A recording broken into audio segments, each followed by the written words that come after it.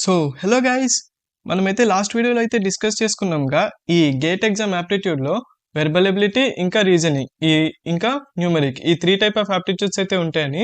ఈ three type of యాప్టిట్యూడ్స్లో మనకి verbal ability and reasoning ఈ రెండు ప్రిపేర్ అవ్వడం చాలా ఈజీ, ఎందుకంటే మనకి ఆన్లైన్లో చాలా రిసోర్సెస్ అయితే దొరుకుతాయి. కానీ ఈ న్యూమరిక్ అయితే అంత ఈజీ కాదు. సో మనం ఇవాళ నుంచి అయితే ఫస్ట్ న్యూమరిక్ యాప్టిట్యూడ్ అయితే స్టార్ట్ చేయబోతున్నాం. లైక్ చెప్పానుగా ఎలా ఉంటుందో కోర్సు న్యూమరిక్ యాప్టిట్యూడ్, అందులో gate exam previous year solved questions అయితే ఉంటాయి.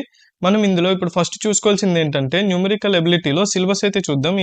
ఇది ఫస్ట్ లెక్చర్ కదా, ఈ ఫస్ట్ లెక్చర్లో సిలబస్ అయితే చూద్దాం గైస్.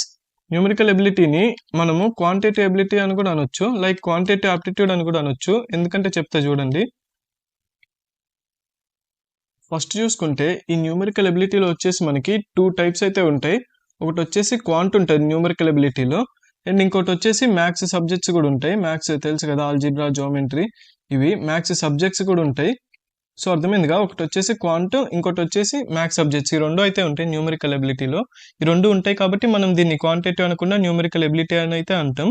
సో ఇప్పుడు ఈ క్వాంట్ ఇంకా మ్యాథ్స్ సబ్జెక్ట్స్ ఏమేమి ఉంటాయని అయితే చూసుకుందాం.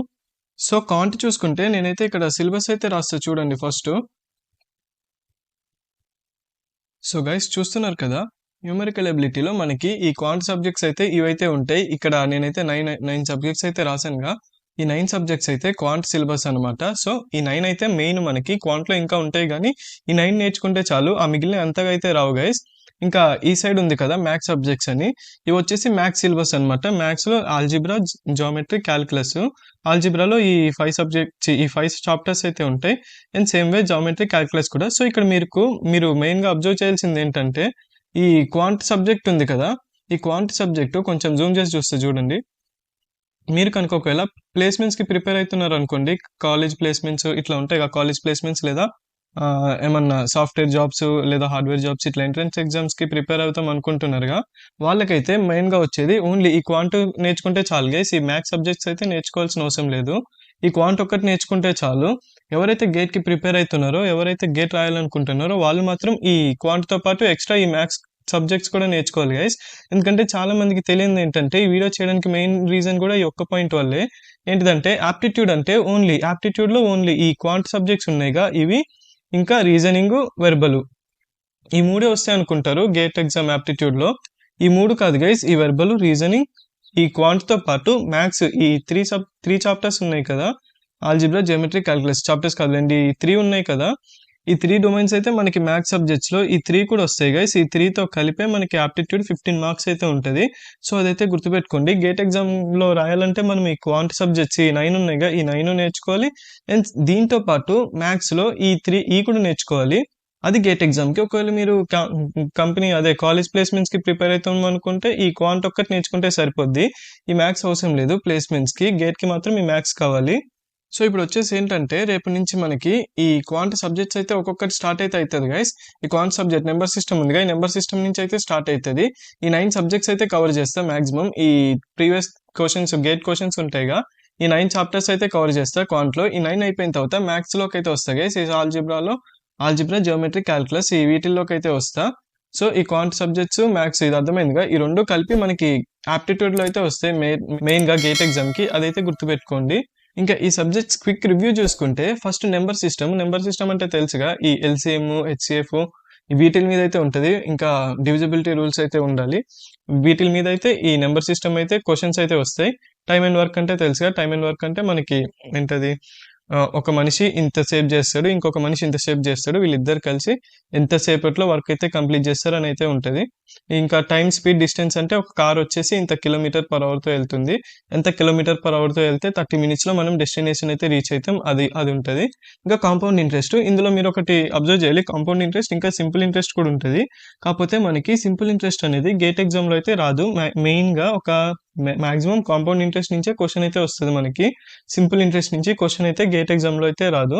సో కాంపౌండ్ ఇంట్రెస్ట్ అయితే మెయిన్గా మనం అయితే పర్ఫెక్ట్ అయితే అవ్వాలి. ఇంకా నెక్స్ట్ చూసుకుంటే ప్రాబబిలిటీ గురించి మీకు తెలిసిందేగా, 9th క్లాస్ నుంచి చదువుతూనే ఉంటారు. ఆ కాంపౌండ్ ఇంట్రెస్ట్ అంటే అదే పీటీఆర్/100 అని ఒక ఫార్ములా ఉంటుంది చూడండి, మొత్తం దాని మీద ఉంటుంది. పీటీఆర్/100 అది సింపుల్ ఇంట్రెస్ట్, కాంపౌండ్ ఇంట్రెస్ట్లో వచ్చేసరికి అమౌంట్ అయితే యాడ్ అవుతుంది. సో అది రెండింటికి డిఫరెన్స్. ఇంకా రేషియోస్ చూసుకుంటే 2/3, 4/4 ఎక్స్ అని ఇచ్చుకుంటారుగా. సో మీకు చాప్టర్స్ సెపరేట్ క్లాసెస్ వినేటప్పుడు అయితే క్లియర్గా అయితే అర్థమవుతుందిలేండి. ఇప్పుడు క్విక్ రివ్యూ ఇచ్చేస్తున్నా. ఇంకా పర్మిటేషన్స్ అండ్ కాంబినేషన్స్.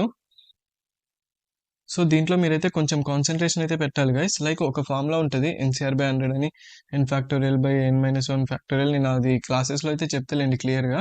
సో ఇది వచ్చేసి ఏంటంటే కొన్ని అరేంజ్మెంట్స్ గురించి ప్రాబిలిటీ ఇంకా పర్మినేషన్స్ అండ్ కాంబినేషన్స్ ఈ రెండు కలిపి ఉంటాయి గైస్ క్వశ్చన్స్.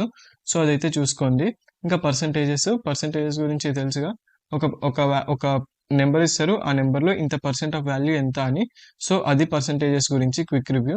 ఇంకా క్లాక్స్, మన గడియారం ఉంటుందిగా, ఏ టైం ఈ టైంకి ఎంత, ఒకవేళ క్లాక్ యాంగిల్ ఇంత అయితే టైం ఎంత అని ఇట్లా క్వశ్చన్స్ అయితే వస్తాయి. అది క్లాక్స్ గురించి. ఇంకా మ్యాథ్స్ సబ్జెక్ట్ చూసుకుంటే మీరు గేట్ ఎగ్జామ్కైనా దేనికైనా ఈ మ్యాథ్స్ గురించి పట్టించుకోవడమే బెస్ట్ గైస్. ఎందుకంటే చాలా ఎక్కువ అయితే ఉంటుంది సిలబస్. అండ్ క్వశ్చన్స్ కూడా వెయిటేజ్ కూడా చాలా తక్కువ ఉంటుంది గేట్లో. మొత్తం ఈ 3 ఆప్టిట్యూడ్స్ ఉన్నాయిగా, వాటి నుంచే వెయిటేజ్ అయితే ఎక్కువ అయితే వస్తుంది. మ్యాథ్స్ నుంచి చాలా తక్కువ. కానీ నేనైతే క్లాసెస్ అయితే చెప్తాను. లైక్ ఈ ఆల్జిబ్రా ఉందిగా, ఆల్జిబ్రాలో మెయిన్గా ఈ 5 టాపిక్స్ అయితే ఉంటాయి. ఈ 5 టాపిక్స్ మీద ఏమేమి క్వశ్చన్స్ అయితే వచ్చాయో అవన్నీ ఒక ప్రీవియస్ వీడియో ఆల్జిబ్రా మీద అయితే పెడతాను, ఈ క్వాంట్ అయిపోయిన తర్వాత. అలాగే జామెట్రీ ఉందిగా, జామెట్రీ మీద కూడా, జామెట్రీలో ఈ 2 టాపిక్స్ అయితే ఉంటాయి మెయిన్గా.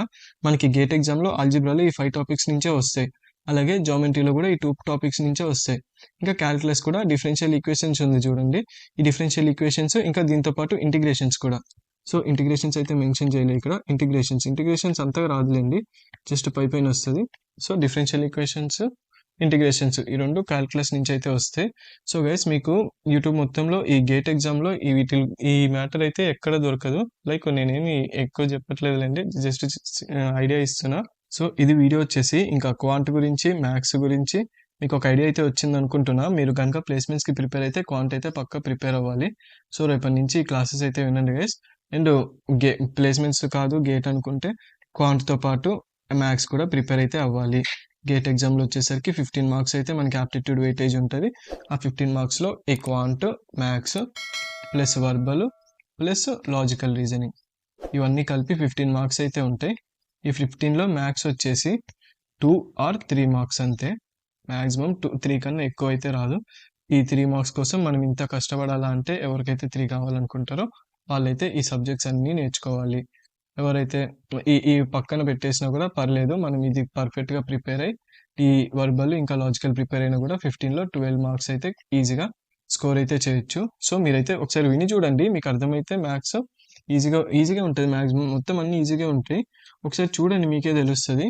సో చూసిన తర్వాత డిసైడ్ అయితే అవ్వండి మ్యాక్సిమం నేను గేట్కి పెట్టుకోవాలా వద్దా అని. సో నా సజెషన్ వచ్చేసి క్వాంట్ అయితే పక్క అయితే నేర్చుకోవాలి గైస్.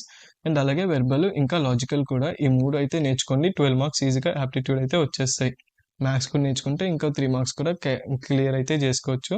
సో గేట్లో న్యూమరికల్ ఎబిలిటీలో క్వాంట్ ఇంకా మ్యాథ్స్ అయితే ఉంటుంది. వాటి సిలబస్ వచ్చేసి ఇది. ఇంకా అర్థమైందిగా వీడియో వచ్చేసి. ఇంకా రేపటి నుంచి ఈ క్వాంట్ అయితే స్టార్ట్ అయితే అవుతుంది గైస్. సో మిస్ అవ్వకుండా ఉండాలంటే ఛానల్ అయితే సబ్స్క్రైబ్ చేసుకోండి. అండ్ వీడియోని లైక్ చేయడం అయితే మర్చిపోకండి గైస్. నేను ఇప్పటిదాకా మర్చిపోయిన వీడియోని లైక్ చేయమని చెప్పడం, మీరు మాత్రం మర్చిపోరని అనుకుంటున్నా. సో వీడియోని అయితే లైక్ చేయండి గైస్. సో ఇంతటితో ఈ క్లాస్ అయితే సమాప్తం. సో ఇంకో మంచి వీడియోతో మీ ముందుంటాను. అంతవరకు take care, good bye and